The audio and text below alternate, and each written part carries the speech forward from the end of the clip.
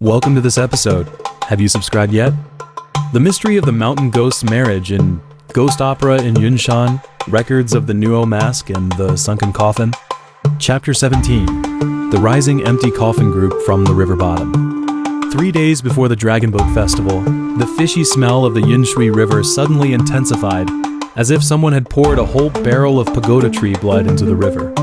Su Wanyan squatted on the bank, watching clusters of pagoda tree leaves floating under the dark red water surface.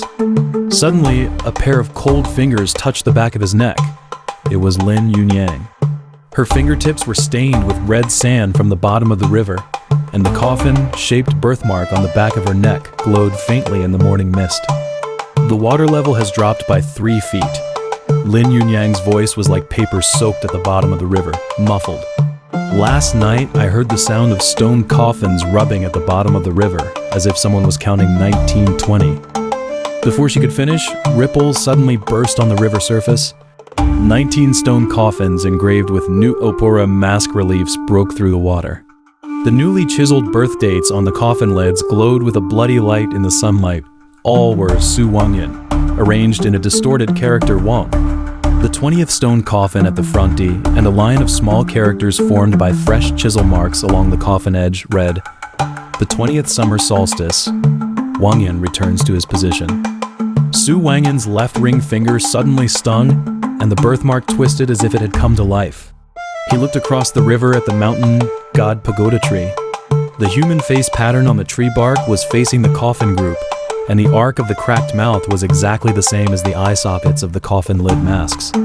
Even more eerily, half of a paper figure from a river lantern was stuck in the coffin seam of each stone coffin. The eye sockets of the paper figure were imprinted with the fingerprints he had left during his sleepwalking last night. Since discovering the Twin Fiends tablet in the ancestral hall, he had found new pagoda tree sawdust in his palm every early morning. "Yunyang, look at these stone coffins, ...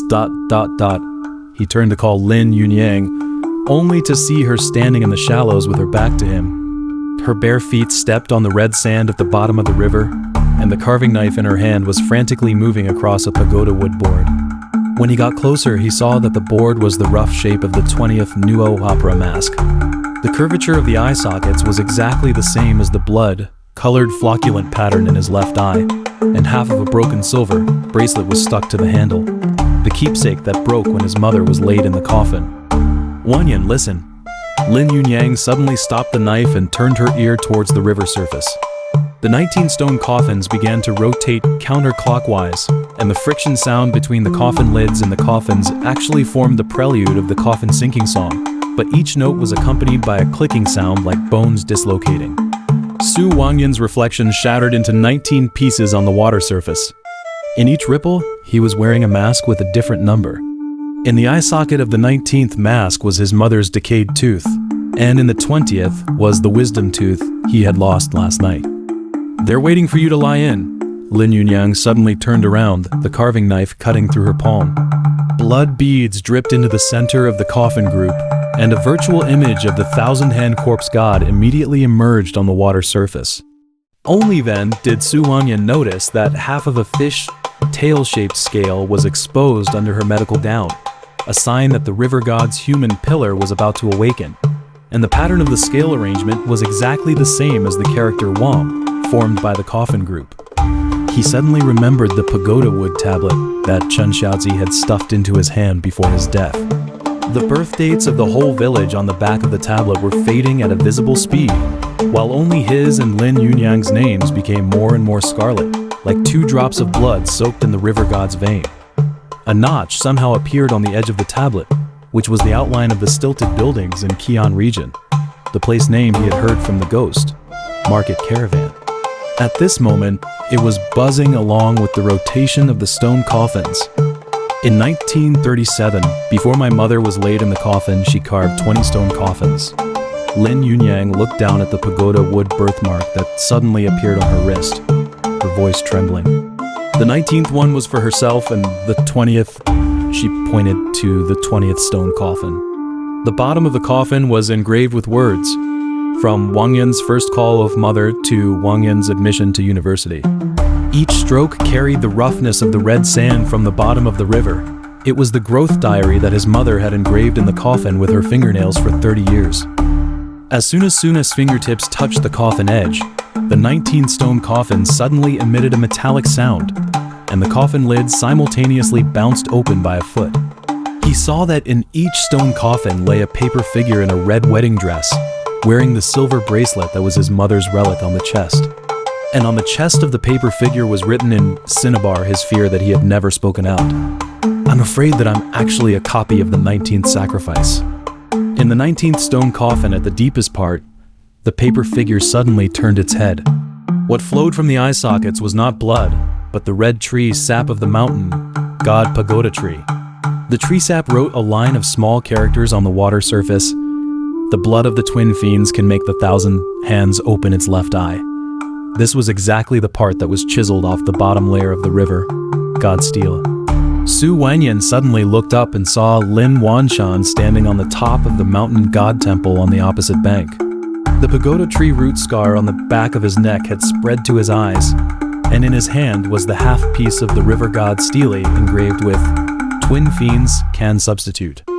In 1937, I miscalculated one step. The village head's voice was mixed with the drum beat of the coffin sinking song. It turns out that the blood of the twin fiends doesn't need to be sacrificed at the same time. As long as one of them lies in the 20th stone coffin, he raised his hand, and the coffin group began to gather towards Su Wanyan. The left hand of the 1,000-hand lord can grow again through your birthmark. Lin Yunyang suddenly rushed over and pushed him away from the coffin group. Su Wanyan stumbled and hit the mountain god pagoda tree.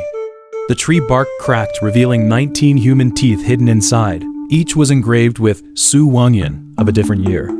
The latest one was embedded in the eye socket of the 20th mask, and the blood seeping from the root of the tooth was flowing along the ligneous pattern on his arm. "Wanyan, look!" Lin Yunyang pointed at the river surface. The coffin lids of the 19 stone coffins had somehow been pieced together into a 1,000 hands pattern. The central empty space was facing the 20th stone coffin. And at the position of the palm of the 1,000 hands, his and Lin Yunyang's overlapping birthmarks were clearly engraved. It was the last lock to activate the heart of the corpse god. Su Wanyan's silver bracelet suddenly became hot, and the handwriting of his mother emerged on the inner circle of the bracelet. "If you see the stone coffins form a hand, then insert the broken knife into your own heart." Only then did he remember that the broken knife was in the hidden compartment of the paper making shop at the moment, and the twin fiends symbol on the handle was exactly the same as the arrangement of the coffin group. But when he reached into his pocket, he found that the pagoda wood tablet had somehow been replaced by a small coffin, with the words, "On the Dragon Boat Festival in 2023, Su Wanyan, the 20th human pillar," engraved on the coffin lid. The Yinshui River suddenly boiled, and the coffin group began to sink. Only the 20th stone coffin remained on the water surface. The coffin lid slowly opened, revealing an invitation written with river god incantations inside. "Wanyan, come to the river god sacrifice that you've been late for 30 years." The signature at the end of the letter was his mother's name, but it was stamped with Lin Wanshan's seal. The village head, who was supposed to have died in the Nuo opera Sacrifice, was smiling at him at this moment, and the pagoda tree root scar exposed from his cuff was the same as the wood grain of the stone coffin. Lin Yunyang suddenly grabbed his hand and stuffed the silver bracelet into his palm. "When Mother was laid in the coffin in 1993, I saw her engraving a sentence on the inner side of the coffin lid. Her tears fell on the silver bracelet, and the last words of his mother actually emerged. 'My child, don't believe the names on the stone coffins. You've always been free.' But at this moment, Su Wanyan's attention was attracted by the 20th stone coffin. Floating inside the coffin were all his memories from childhood to adulthood, the swaddling clothes from his infancy, the silver bracelet he picked up as a child, and the manuscript of the suspense novel he created in college. And at the deepest part of these memory fragments, there lay a skeleton with the same appearance as him. On the pagoda wood birthmark of the left ring finger was engraved a curse more ancient than the Yinshan village, the mark left when the 1,000-hand corpse god split for the first time. The coffin lid thumped shut, startling the crows on the water surface. Su Wanyan looked down and found that his reflection had somehow turned into 19, each wearing a mask with a different number. And Lin Yunyang's reflection was gradually becoming transparent among them, and finally turned into the flowing light of the river god's vein, flowing into the keyhole of the 20th stone coffin. Yunyang, he shouted and reached out, but touched a piece of cold coffin wood. The Yinshui River returned to calm. The 19-stone coffins sank to the bottom of the river. Only the coffin lid of the 20th stone coffin was floating on the water surface. The newly engraved 3 characters Su Wangyan were still dripping blood, and under this line of words, a line of small characters somehow appeared. Chen Qiazi's paper figures were never just one. The roar of a train came from the distance, in the direction of Qian region. Su Wangyan clenched the silver bracelet and found that the birth dates on the inner circle of the bracelet were rearranging, and finally turned into Lin Yunyang's name. It turned out that when his mother split her soul back then, she had already engraved her life into the blood of the twin fiends. And deep at the bottom of the river, the coffin lids of the 19 stone coffins lit up simultaneously, reflecting his pale face at this moment. The end of this episode. The story continues. Subscribe now.